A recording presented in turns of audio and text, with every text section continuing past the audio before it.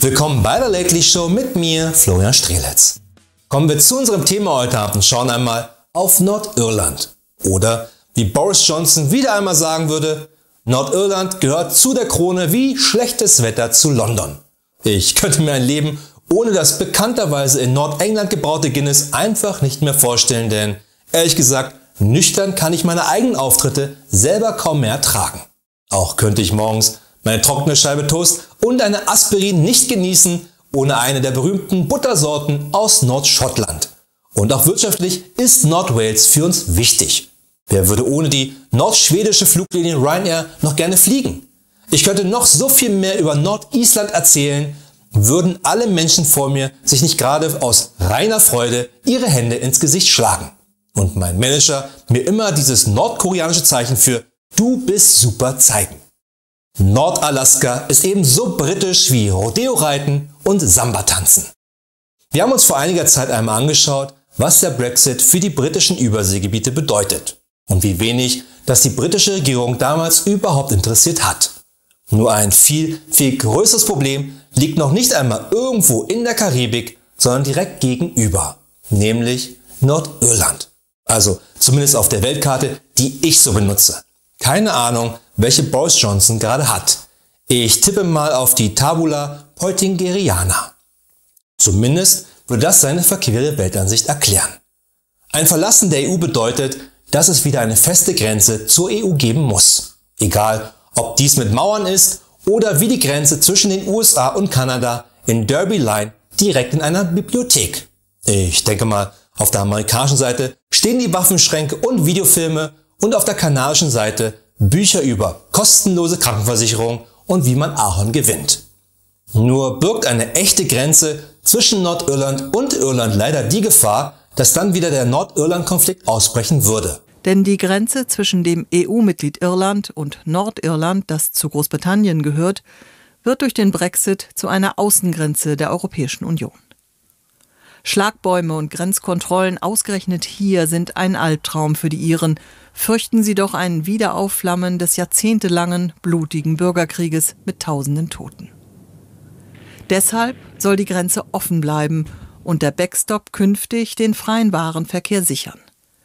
Dadurch soll Großbritannien in der Zollunion mit der Europäischen Union bleiben und Nordirland auch noch im EU-Binnenmarkt. Aber so sinnvoll der Backstop klingt, umso problematischer ist er für die britische Regierung. Denn faktisch gesehen wird damit Nordirland Teil der EU werden, der Rest von Großbritannien aber die EU verlassen. Nur ist das ein Horrorszenario für die britische Regierung, deren größte Sorge immer es ist, dass das Königreich damit auseinanderbricht. Und als nächstes zum Beispiel dann vielleicht auch die Schotten wieder aus dem Vereinigten Königreich raus wollen. Bei Wales ist die Gefahr nicht so groß, denn nur Engländer können walisische Städtenamen wie Llanfair, Pol, Gwyn, Gil, Goger, Quer, Drop, Llandus, Ilio, Goch überhaupt aussprechen. Und wirklich keiner will einen EU-Rat in genau so einer komischen Stadt haben. Um aber die Angst vor einem Backstop der Briten verstehen zu können, hier ein perfektes Beispiel. Wenn Deutschland, warum auch immer, die EU verlassen würde, dabei keinen Brexit-Deal hinbekommt, will die EU natürlich den jungen Frieden an der Grenze von Frankreich und dem Saarland mit aller Macht sichern. Warum? Hallo? Tief ins Gewissen aller Deutschen haben sich doch die brutalen Bilder gebrannt, als ganz Saarlouis 2015 rot getränkt war. Weil es beim Discounter damals einen Schlussverkauf beim Rotwein gab. Und nun Franzosen und Saarländer erbittert um jede einzelne Flasche kämpften. Nur um dann an der Kasse festzustellen, dass die Preise falsch ausgeschildert waren und es gar keinen Schlussverkauf gab. Und dann ging es aber erst richtig los. Und zwei Franzosen haben dann als Spitze der Aggression zwei ganz unangenehme Yelp-Bewertungen geschrieben. Ja, aber holla! Und genau deshalb gibt es dann einen Backstop an der Landesgrenze vom Saarland zu Deutschland. Wobei eigentlich würde das die anderen 15 Bundesländer auch nicht wirklich stören und vermutlich denken viele, dass es da schon seit langem eine Grenze gibt. Natürlich könnte man nun im Zuge eines Backstops in der Irischen See die Regierung in Nordirland fragen, was sie denn davon hält. Hätte Nordirland überhaupt eine Regierung? Die regionale Regierung. Katholiken und Protestanten sollen darin vertreten sein. Doch seit Januar ist sie aufgelöst. Die beiden Seiten sind zerstritten. Ebenfalls in der Abmachung, die britische Regierung soll zwischen beiden Seiten neutral agieren. Aber Theresa May ist ausgerechnet auf die protestantische nordirische Partei, die DUP, angewiesen, um weiterhin regieren zu können. Die nordirische katholische Partei Sinn Féin ist besorgt.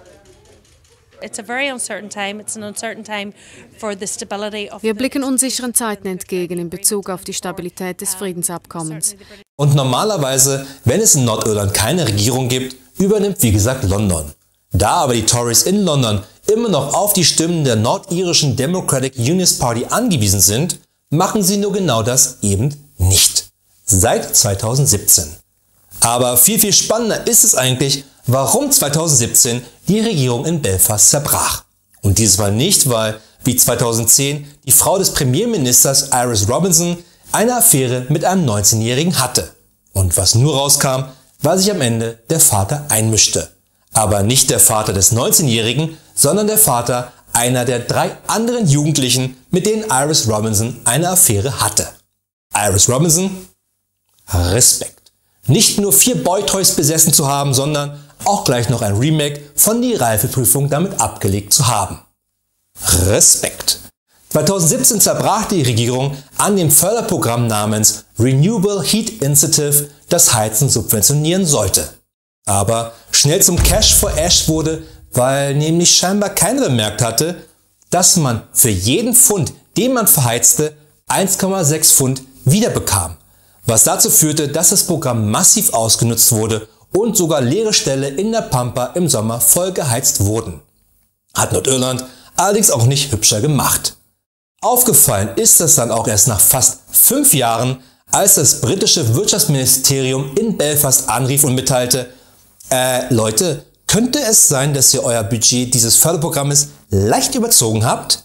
Nämlich gleich mal so um 490 Millionen Pfund, die ihr nicht nur sprichwörtlich verbrannt habt?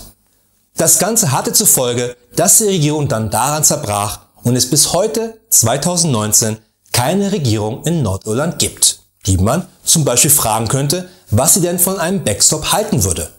Und diese mehr als 2 Jahre ohne eine Regierung sind Weltrekord. Zumindest wenn man die rot-rot-grüne Regierung seit 2016 in Berlin außen vor lässt.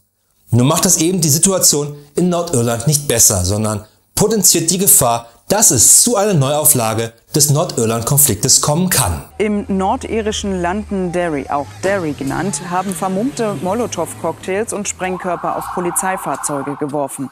Bei den Krawallen kam eine 29 Jahre alte Journalistin ums Leben. Noch ist unklar, wer dafür verantwortlich ist. In der Stadt explodierten seit Jahresbeginn immer wieder Sprengsätze.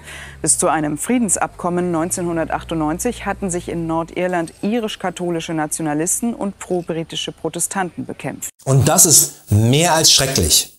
Das Karfreitagsabkommen war einer der wichtigsten Meilensteine in der Geschichte Nordirlands, weil es den Morden endlich ein Ende setzte. Natürlich war es dann nicht einfach, als sich dann ehemalige Feinde an einen Tisch gemeinsam setzen mussten. Denn um überhaupt regieren zu können in Nordirland, bildete letztlich die protestantische Democratic Unionist Party immer zusammen mit der katholischen Sinn Féin eine Koalition. Auch wenn es aktuell halt seit 2 Jahren einmal nicht funktioniert. Das liegt vor allem auch an dem Cash-for-Ash-Skandal, bei der die DUP massiv selber involviert war. Aber eben auch an dem Brexit und der unsicheren Situation, was nun passieren wird.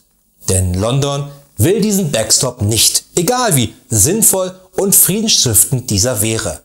Weil Belfast für die britische Regierung in London einfach scheißweit weg ist und es in London keinen interessiert, denn es ist nicht London. Wer sich nicht für die britischen Überseegebiete interessiert oder für Gibraltar, der wird sich erst recht nicht für Nordirland vor der eigenen Haustür interessieren. Und dabei ist jeder Tag, den die Regierung in London vergehen lässt und nicht daran arbeitet, dass der Frieden in Nordirland erhalten bleibt, ein vergeudeter Tag. Genauso vergeudet wie jeder gottverdammte Tag zwischen der Verlängerung des Brexit-Termins am 22. März und heute. Denn nicht nur, dass seitdem nichts für Nordirland gemacht oder für die britischen Überseegebiete getan wurde, hat die britische Regierung auch nichts seitdem mit der EU gemacht. Und selbst jetzt mit einem Boris Johnson wird es nicht besser. Ganz im Gegenteil. Und so ist nur eins am Ende allen außerhalb der Insel klar, nämlich: Wir blicken unsicheren Zeiten entgegen. Und das Synonym für diese unsicheren Zeiten ist und bleibt Boris Johnson. Ein Typ, den keiner in einem Kegelverein auch nur zum Kassenbad machen würde. Weil jeder wüsste, dass man dann 5 Minuten später pleite wäre und Boris dann immer einen anderen als Schuldigen präsentieren würde. Selbst wenn er dafür auf seine Landkarte blind mit dem Finger tippt, und dann ist an dieser Pleite des Kegelvereins dieses Mal Karthago schuld. Und ich hatte nichts anderes von den Karthagern erwartet. Das war's von uns für heute, aber keine Sorge, wir sehen uns wieder am Freitag mit den Late News. Bis dahin eine gute Nacht und viel Glück da draußen.